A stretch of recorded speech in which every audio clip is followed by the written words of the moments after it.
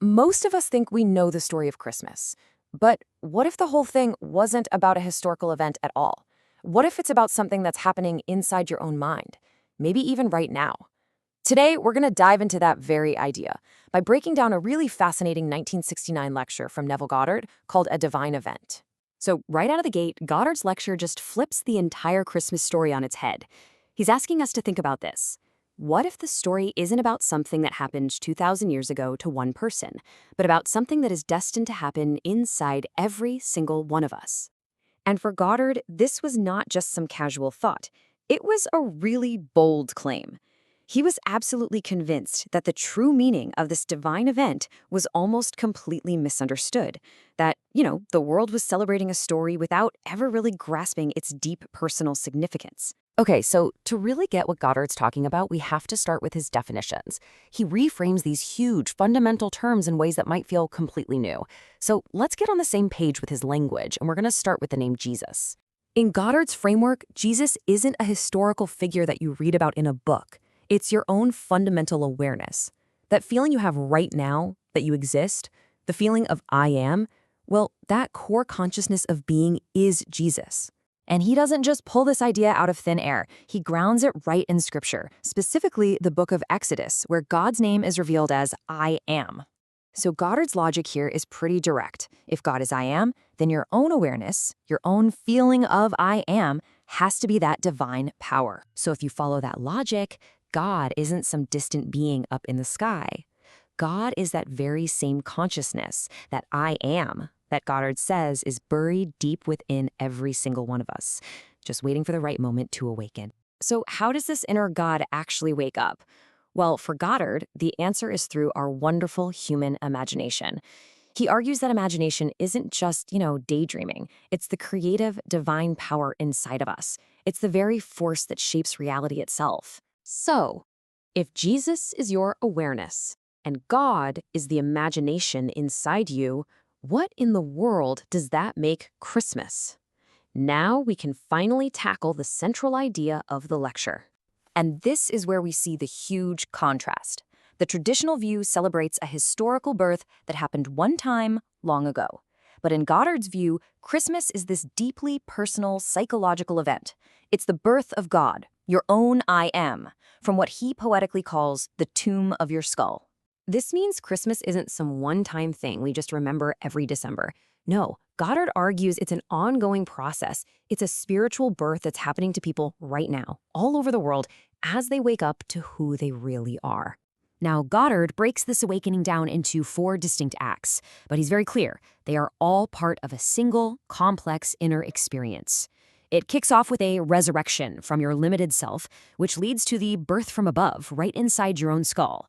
That's followed by a revelation where you discover your creative power as the Father, and it all culminates in an ascension to a higher state of consciousness.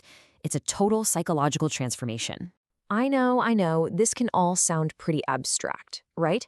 So let's look at a concrete example that Goddard gives in his lecture. It's a story he tells about a friend of his who experienced this awakened imaginative power firsthand, all inside of a dream.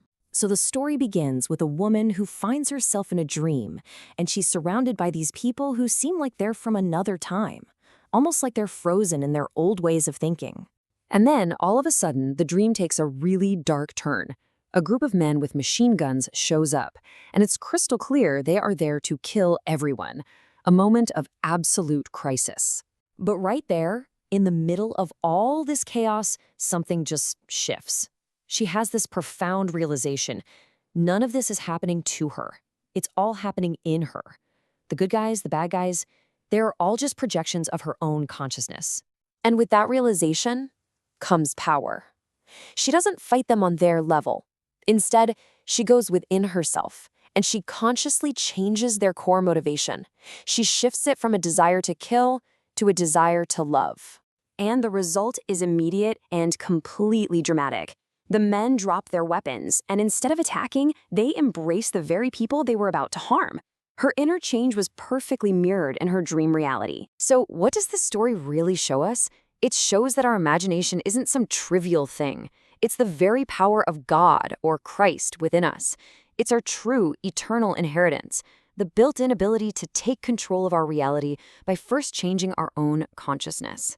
Now, this idea that our inner world shapes our outer world, it leads to Goddard's most radical conclusion of all.